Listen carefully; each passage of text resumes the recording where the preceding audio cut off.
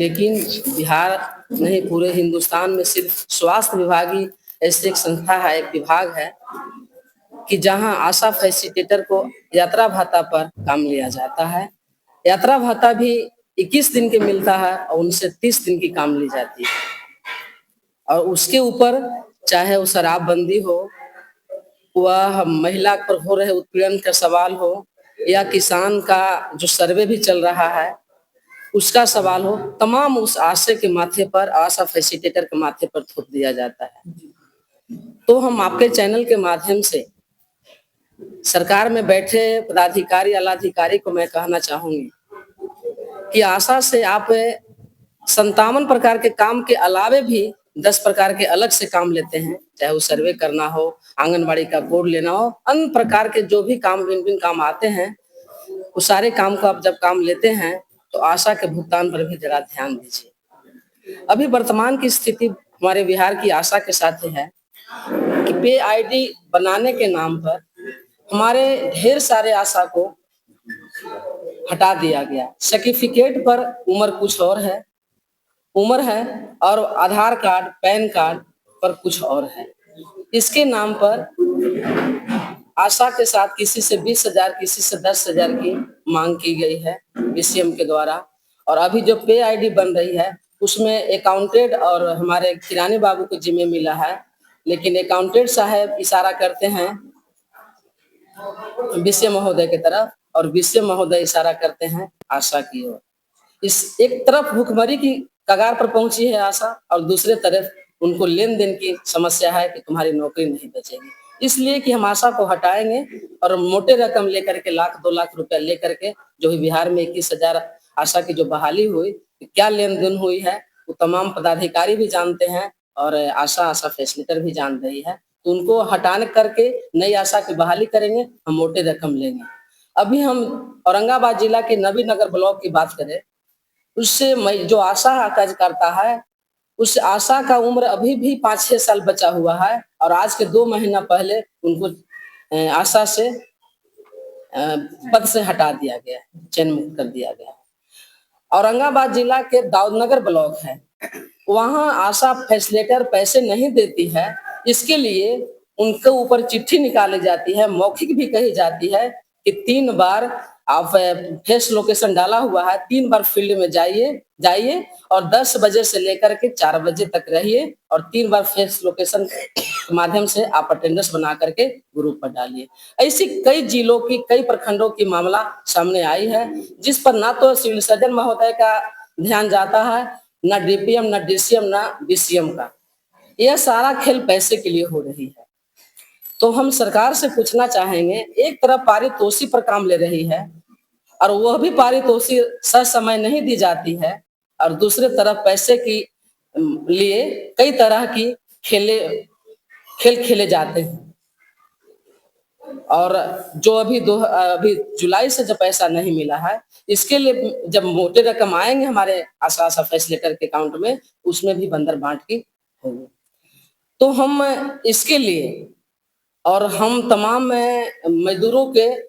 जो हड़ताल, बैठक, संगठन करने का जो 4 लेबर कोड ला करके समाप्त करने की जो साजिश हमारे केंद्र की सरकार रच रही है, इसके विरोध में हम 12 तारीख को और अपनी मांगों को लेकर, खास करके आशा फैसिलिटेटर को, हम 12 फरवरी को सिविल सर्जन महोदय के समक्ष एक बड़ी प्रदर्शन करेंगे और प्रदर्शन के माध्यम से हम अपना निवेदन देंगे। और 23 फरवरी को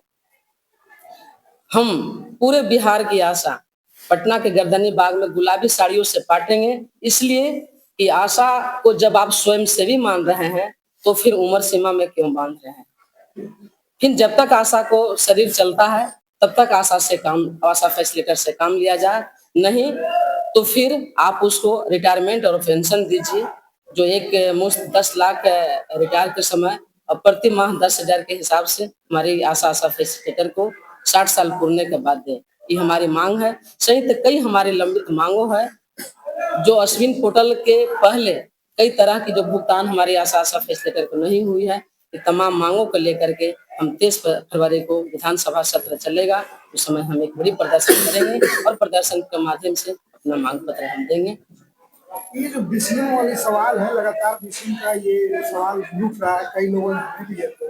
क्या कार्रवाई मांग करती है आप? तो ये बीसीएम और जिसकी बात चल रही थी देखिए, हम कार्रवाई की मांग यही करते हैं कि कई जगह से बीसीएम का वीडियो वायरल हुआ है। मधेपुरा के एक ब्लॉग से वीडियो वायरल हुआ है, आप तमाम चैनल के माध्यम से देख रहे होंगे। अभी औरंगाबाद जिला के बारूण ब्लॉक से एक वीडियो वायरल हुआ है, आप तमाम चैनल के माध्यम से देख रहे होंगे। तो तमाम जो मनमानी है वो कहीं न कहीं से पदाधिकारी द्वारा ही छूट दिया गया है, नहीं तो किसी भी बिहार के बीसीएम या किसी हिंदुस्तान के किसी भी पदाधिकारी की हिम्मत नहीं थी कि इतनी मोटी रकम लेकर के कहीं 1 लाख, कहीं 1.5 लाख, कहीं 5,000 की माँग करे, कहीं 500 की माँग करे, किसी की नहीं है। इसके पीछे किसी न किसी बड़े पदाधिकारी का भी हाथ हो सकता है और है भी। चूँकि पैसे लिए लिए जाते हैं बीसीएम के माध्यम से और उसको कई खंडों में बांट करके वहां दिया जाता है, तब तो ही उनको हिम्मत जुट रही है। इसलिए हम मांग करते हैं कि तमाम पदाधिकारी जिस प्रखंड के बीसीएम महोदय हैं महोदया हैं, उन पर उचित वीडियो के माध्यम से, ऑडियो के माध्यम से जो है उसे कमेटी के गठन करके और उस पर उचित कार्रवाई करें। जो दोषी है, चाहे वो आशा दोषी है, पब्लिक दोषी है, दोषी पर उचित कार्रवाई, दंडित कार्रवाई करते हुए और उस जांच करके उसकी कार्रवाई करें, ये हमारी मांग है। एक सवाल मैं ये भी कि इतनी ठंड में, बिहार में इस बार ठंड जो है रिकॉर्ड हो रहा है